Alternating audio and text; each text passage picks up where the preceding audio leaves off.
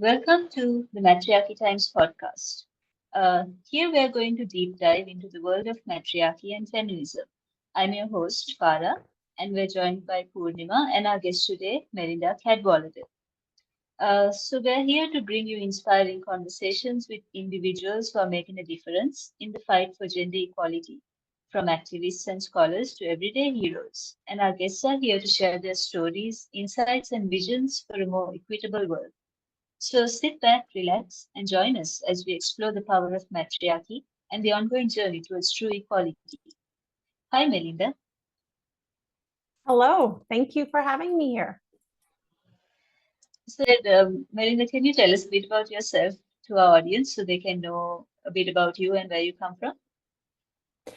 My name is Melinda Cadwallader. I'm currently residing in Savannah, Georgia, in the United States. And my background is really in the beauty industry with trades education, trades licensure. I was an educator at a trades institute, and then a director as well. And I have 3 children, one of whom is kind of what kickstarted me into the concept of the idea of matriarchy. I was a single mother for many years, and that was a time when instead of choosing a route of being kind of dependent on systems or people, I really just forged my own way. I had my own job and I supported myself and my child, kind of free and independent from what I believe to be a patriarchal lifestyle. And I think when she got sick, my daughter was diagnosed with cancer when she was 10.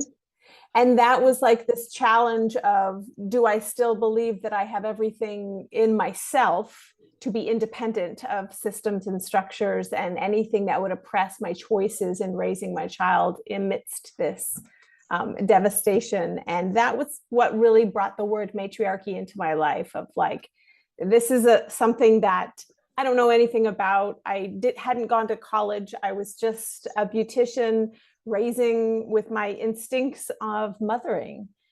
And that's when the word came to me of matriarchy and matriarchal. And when I went back to college, that's when I started researching more into it. Wow, I'm so sorry to hear about your child. Is she okay now? Yes, she is actually 24 years old now, and Okay. she is healthy and vibrant. Yes, she is well. I'm so happy to hear that. And like, I'm really like thrown away by you handling that all by yourself. And that just shows that there is power in matriarchy and women actually can like move forward if they have the willingness, I guess. And so I see that it has led you to do some important work in this field, and your websites and your social media is something that we have gone through a lot. And we see that you talk a lot about matriarchal leadership. And would you mind telling us a bit about your projects and initiatives that you have taken up under your Yeah, website? yes. So, something that I associate with maternal knowing is experience. There are things that I believe as humans we just know. There's an instinctual sense.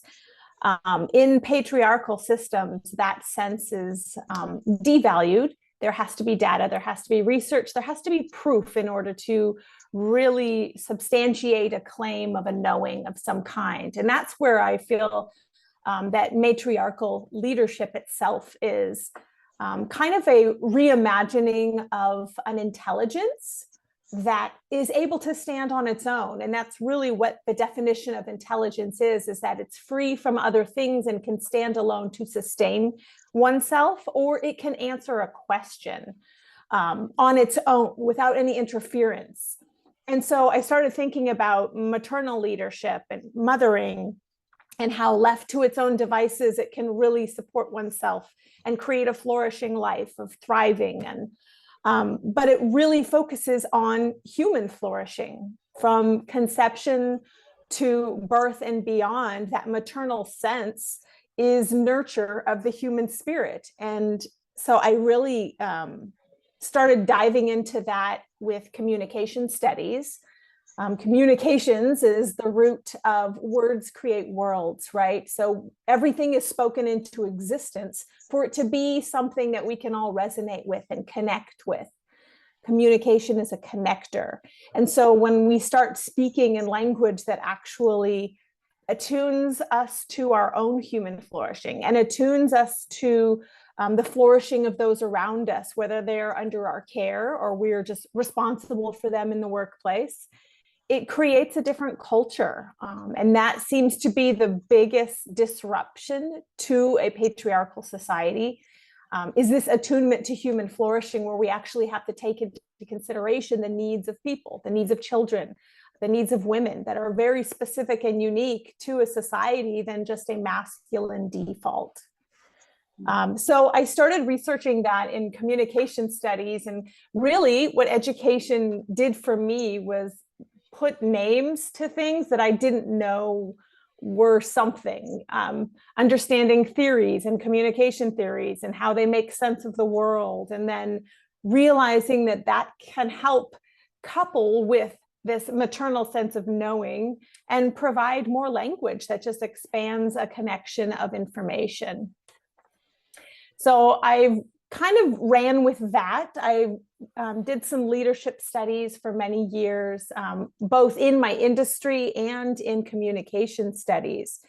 And many leadership theories, which are designed for the workplace, are masculine default. They were based on studies that were designed for male leaders with a research study of male subjects with interpretations through male researchers. So there really was a lack of, well, what is a feminine leadership? And what is, how does that leadership affect a feminine base or a mixed base of masculine and feminine?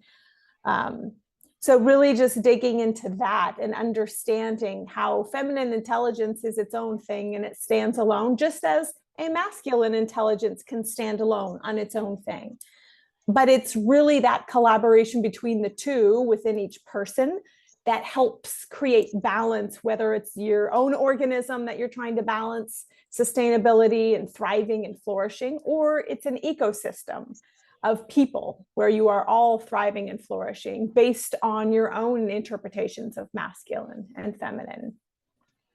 I did my master's thesis on creating this leadership theory, not necessarily for a C-suite executive or some Fortune 500 company leadership theory. This was something that I wanted to design for everyday people, women just like me, who maybe were behind the chair in a salon working, or baristas at a coffee shop, or someone working retail. Like, leadership had to do with more of an internal self-guidance that was free and independent of a belief system or an educational path or a course of study, but really it was balancing this experience within the individual.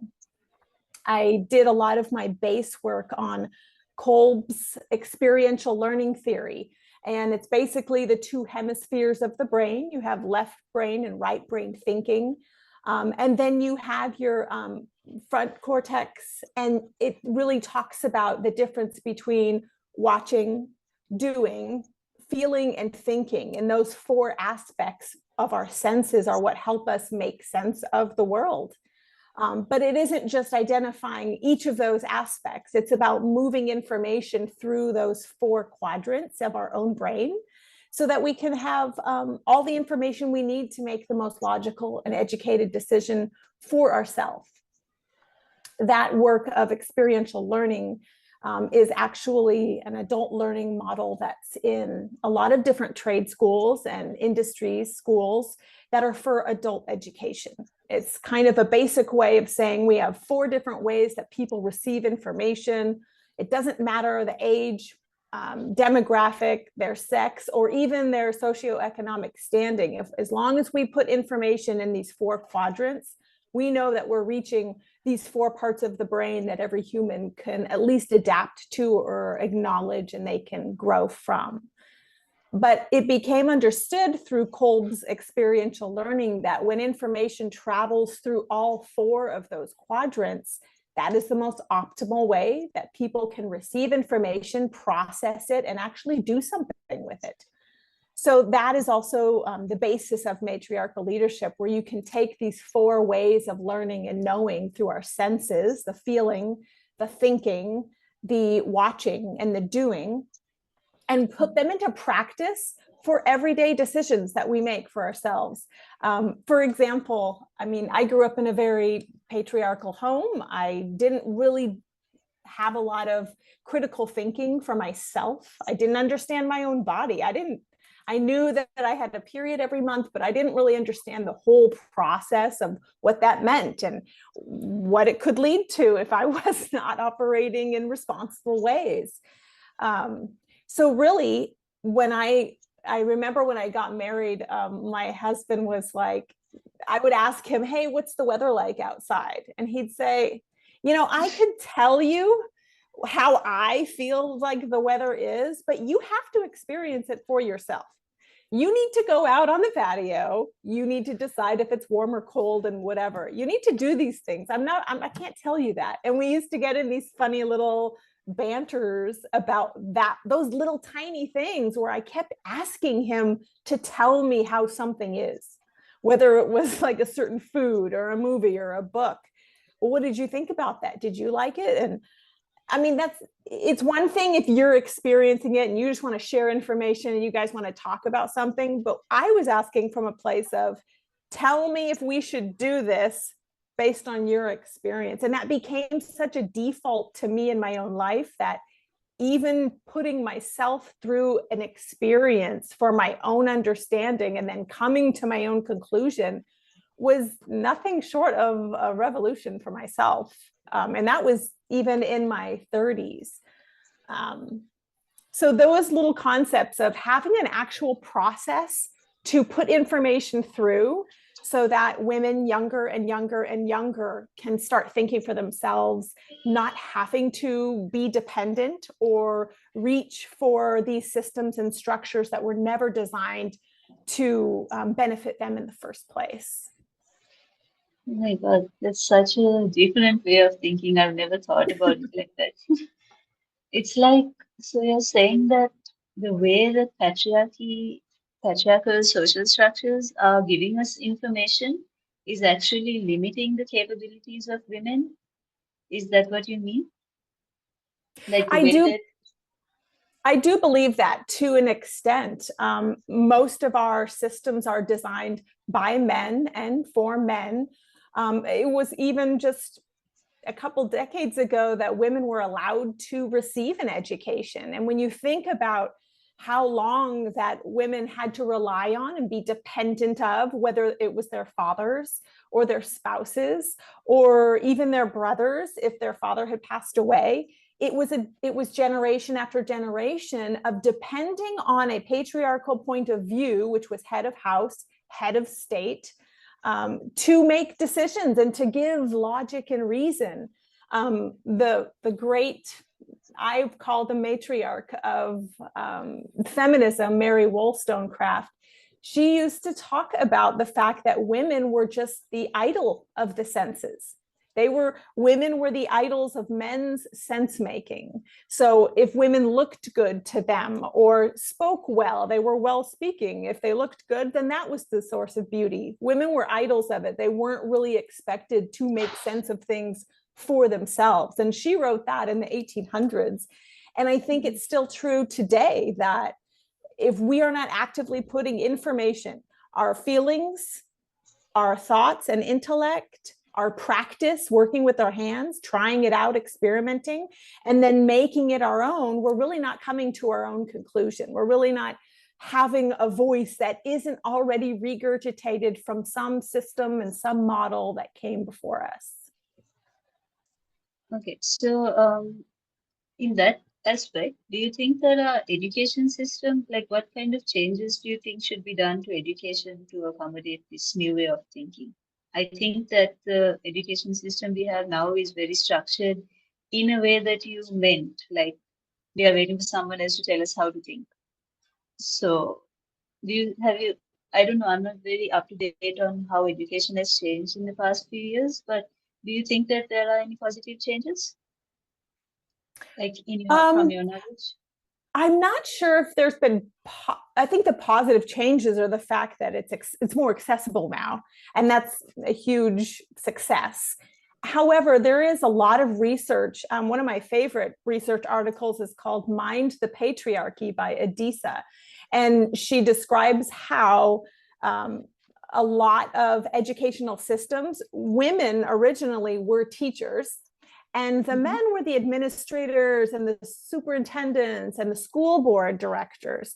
And so you had this system of patriarchy in education for many years where the curriculum was not designed by the teachers. The teachers were just the wonderful women who taught the information, but it really was sourced patriarchally. And so once women began growing in their own education and in their own leadership capabilities, then you had more women on school boards and more women in administrative, and that became a light shining in those areas of, wait a minute, this isn't accurate, or this has a sexist perspective. We need to change these things. I mean, that's what feminism does. It really just points to and highlights the discrepancies and the sexism and misogyny so that we can do better and course correct, whether it was based on intention or ignorance.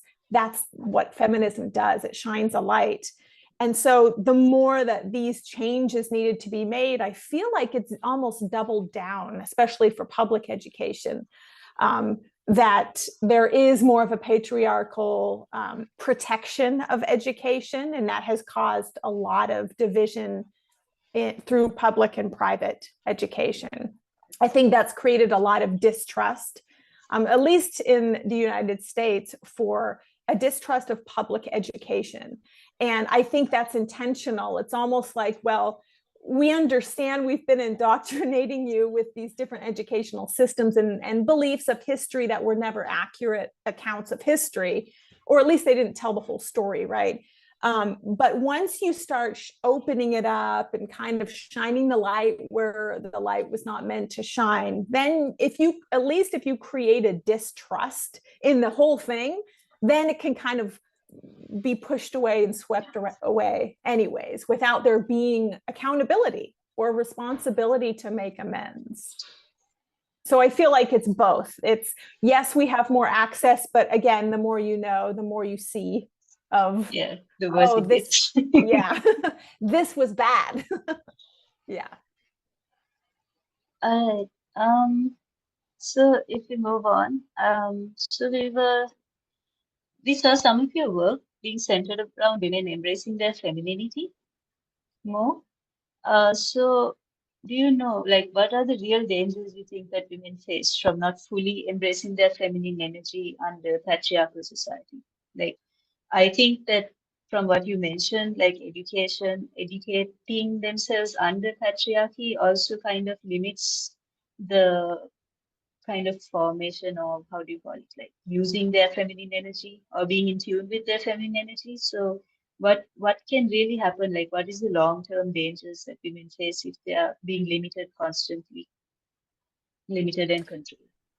I think we'll just continue to see young women either skip the route of education and never really learn the critical thinking skills and become either pets or prey, is what I call it. So you're either a pet in the sense of your one desire is to be a wife and to be home, and these are all wonderful things, but when you do that in the sense where you have nothing to sustain yourself individually, then you do become a pet. You have to be cared for. There needs to be someone who's providing for you. And that is a dependent stage. So in some sense too, this has nothing to do, I think, with gender sometimes, because it is the masculine, it is the feminine, and every human has a mix of both of those within them. So it's that sense of being a pet where you are dependent upon someone or something else. But then there's also the realm of being prey, where because you're not informed on whether it's your own body or your own thinking, your cognitive skills, that you become gullible or naive or susceptible to manipulation. And then when you are in that category of prey, that's where contractual elements come into play that can bind a woman as well to either a marriage or a partnership or a job or any kind of managerial governance over her. So those become predatory environments. And I think it comes down to education. If there is an unwanted pregnancy and you've ruled out opportunity for abortion or any kind of care in that sense of choice, then you are dependent. If you're not married, you're raising a child on your own, and the government gets to say how much you'll be able to thrive and flourish as a solo parent based on their own economic structures. But I think it really just comes down to being under the care, maybe never actualizing their own full potential, which is unfortunate. I mean, who doesn't want that for their child, that you bring life into the earth and you're like, I want them to flourish, I want them to thrive, I want them to live their fullest life. And I don't think that women have been given that full opportunity since birth. Because of social roles and gender roles and lack of access to education. Okay, so just something that I was thinking about from what you said. Okay, so matriarchal leadership, feminine energy. So what we know about leaders and about, being in control, maybe someone who's trying to make it on their own, a woman trying to get forward in life. How and where is the boundary of it being patriarchal energy and matriarchal energy? Like, to be a matriarchal leader, don't you have to be kind of patriarchal, or is there some strength in feminine energy that we can draw upon to be a better, maybe a more evolved leader than a patriarchal leader? I don't know if I made sense, but I think you understood what I'm trying to ask. Yeah, I do. Like, I feel the sense that it's a feminine nature in the fact that it can be a female energy. However, I do feel like the nature that is matriarchal is universal. If you think about when a woman is pregnant and she doesn't know whether she's having a boy or a girl, there's no sex or gender construct happening. The only interest is to flourish, is to make sure that you're educated so that this life inside of you is having its nutrients, it's getting the vitamins it needs, it's getting all of the care that it needs. That your emotions are regulated and you're not creating high stress environment for this life.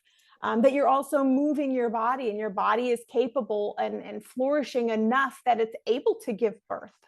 And then also the opportunity of creating an environment for that new life to flourish. And I feel like that is kind of the sense of matriarchal leadership, where it's kind of reimagined as this internal leadership, that it doesn't matter what's going on with this energy or life. It could be a business, your business baby is what they call them, right?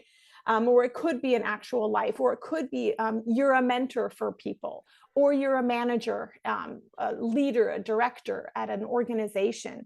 Whatever life you are responsible for, you are carrying yourself through those 4 modes of experiential learning so that you're caring for people, so that you are attuned to flourishing of people. And it has nothing to do with patriarchal. It's really just, what does that person need? What does this life energy need? How am I accommodating and caring for that? And am I doing the same for myself?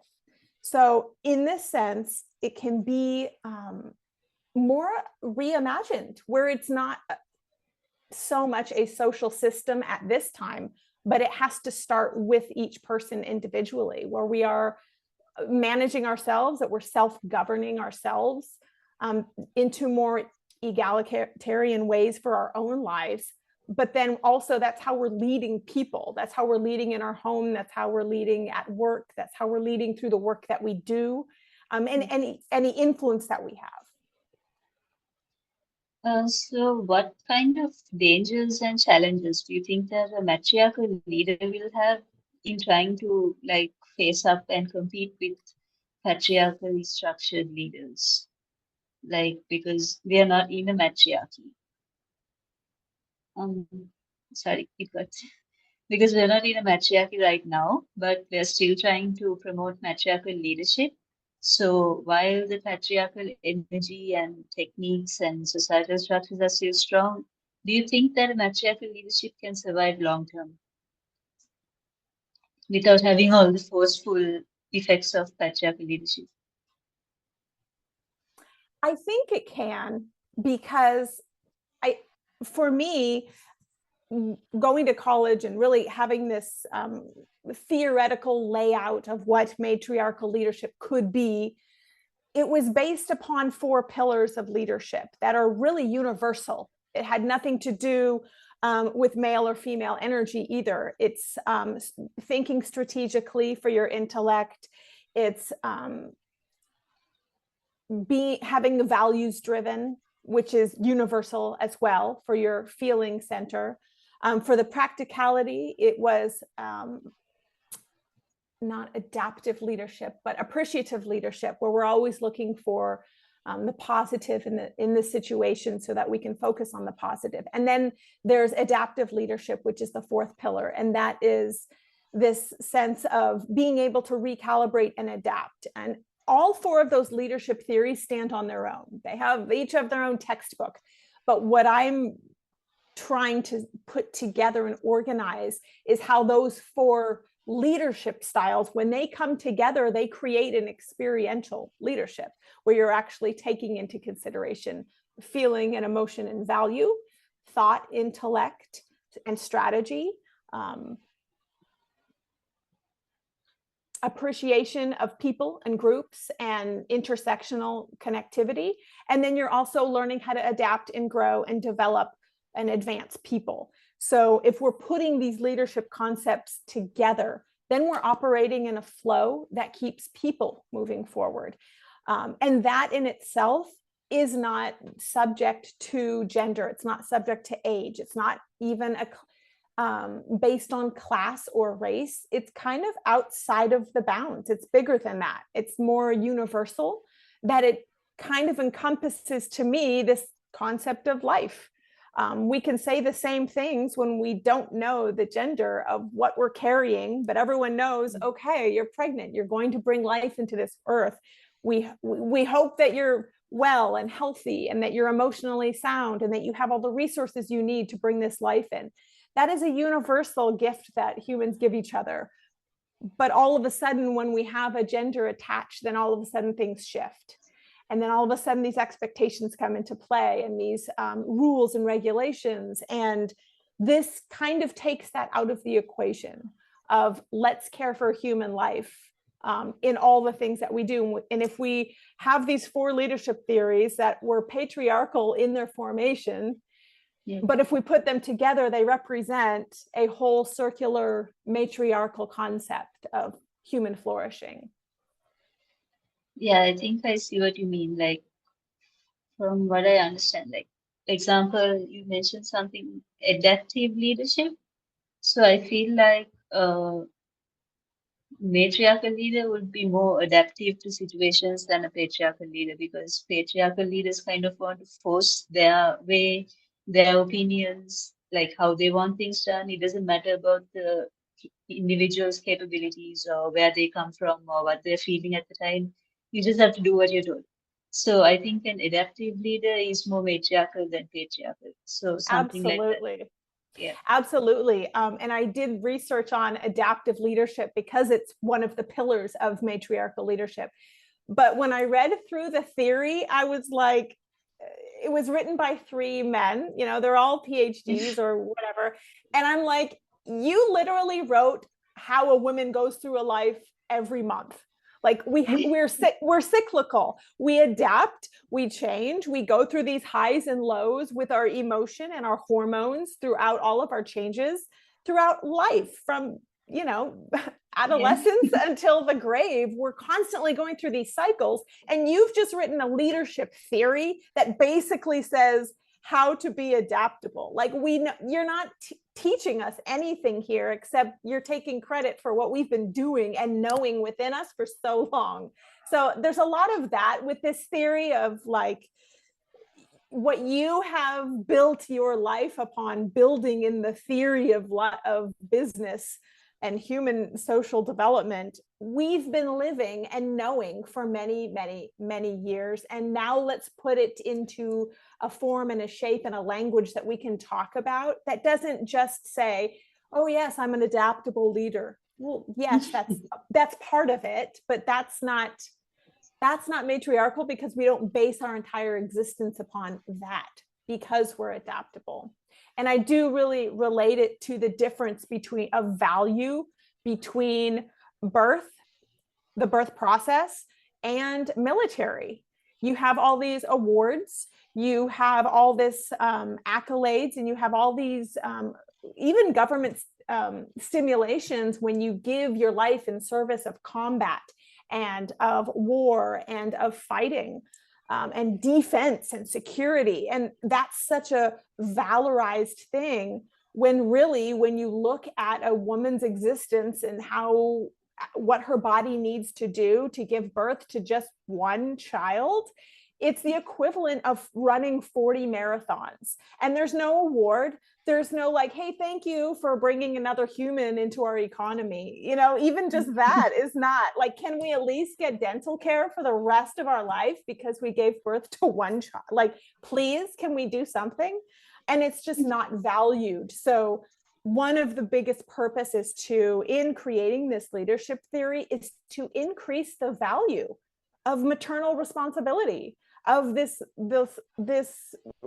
reproductive biology that we have been gifted, that not necessarily means we have children or we give birth, but it's still an essence of who we are, and it impacts and influences every decision we make. And when there's no value in that, then that's a patriarchal society. And then we get into sexism, and then we get into misogyny, because the value for maternal leadership is so low. So the part of my hope here is to just keep increasing the value, because if there's no value, then no one is really cheering it on. And then it doesn't get the support it needs. It doesn't grow. It doesn't get funded. So if we increase the value, then we are making more of a statement of, this is important.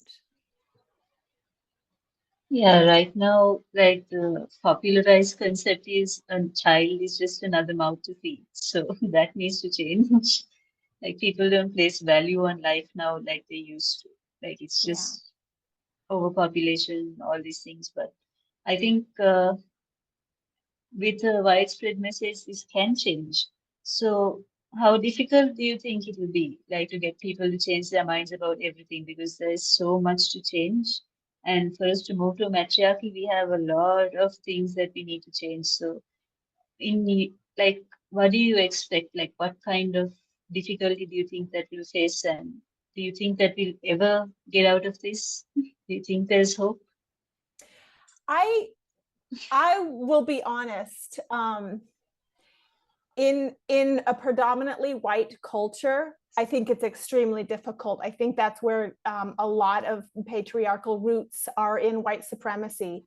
And that is a responsibility of white women to really resist that and to unsubscribe from that way of thinking and that way of living. And that, I think, is the biggest hurdle.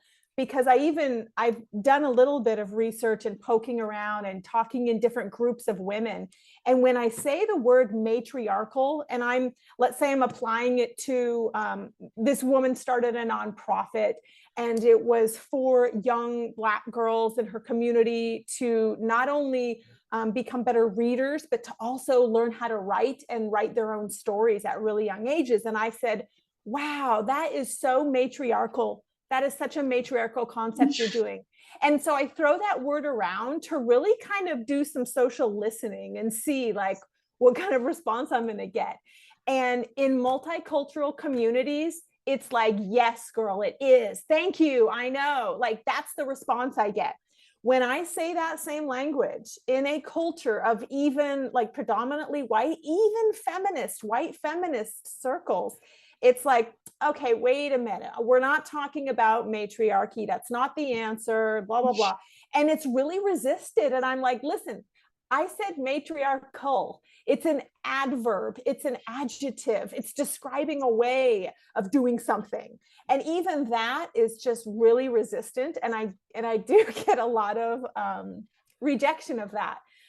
So I think really just rallying women from other countries and other nations and from other cultures and other ethnicities, I think that's where I want to spend my time. I mean, I only have the influence that I have. And so I want to be running alongside women who really believe this and believe it's possible, instead of spending my time fighting against the women who don't, or who are resistant to it. Like, maybe you'll figure it out in another 20 years, but from now on, like, I really just want to be with the women who are championing this concept of matriarchy, whether that's starting internally and working out systemically, great. But any other way than that, it's just not going to steal my energy anymore. Okay.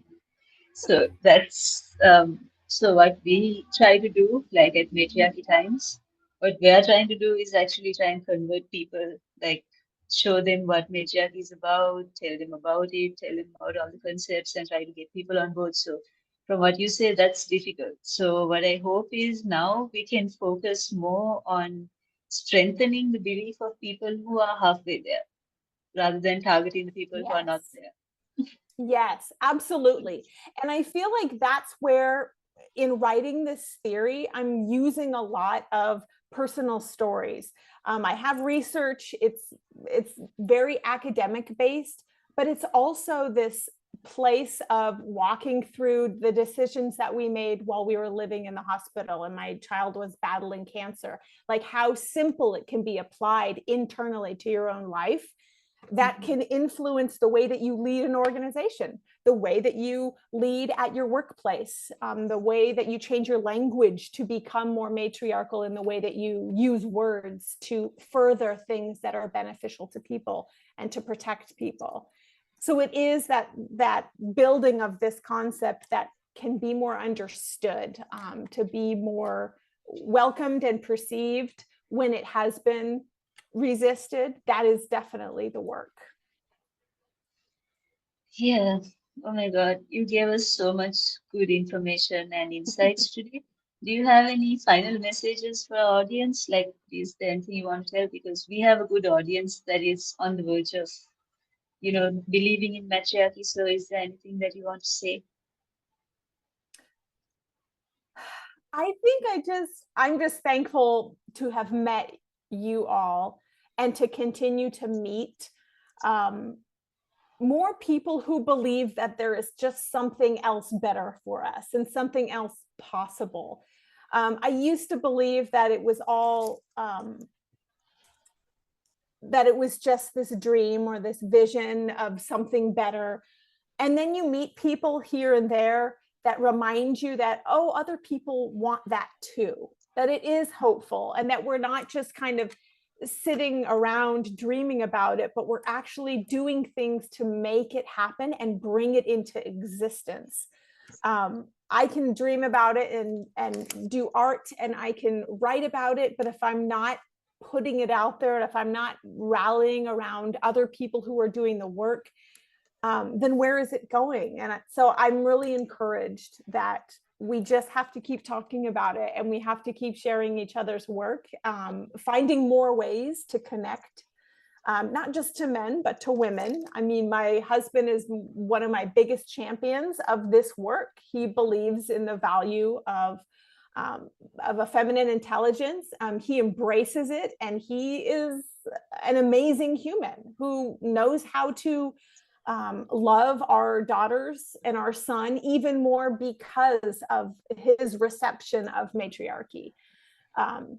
So I just see the possibility, and I thank you for taking this time, for speaking with me, and for inviting me to share about this, because it is all still new. It's not something that everyone's talking about, and because it's new, it's hard to talk about. But the more that we talk about it, the words come, and we can start naming things and identifying.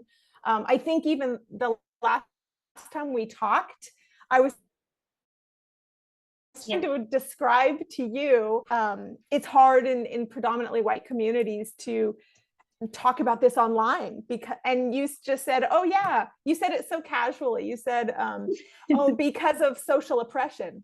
And I had never used that term to describe what was happening in my small town community. And I was like, yes, social oppression. Okay, that's a new word. Like, I have to remember that everyone is finding new terms. And once we hear it and we understand what it means, then we start using it. So the more that we even say the word matriarchy, matriarchal, whatever it is we're describing, it brings it into the center and out of the margins. So I'm very thankful for this work that you're doing.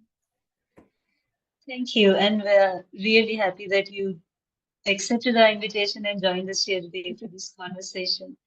Thank you so much. And I hope that our listeners can enjoy the podcast as well, and that they get something, and hopefully we'll have some people who at least get curious about what we're doing.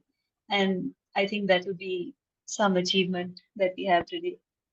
Absolutely. Thank you so much. Thank you. Bye-bye. Thank you, Melinda. Of course.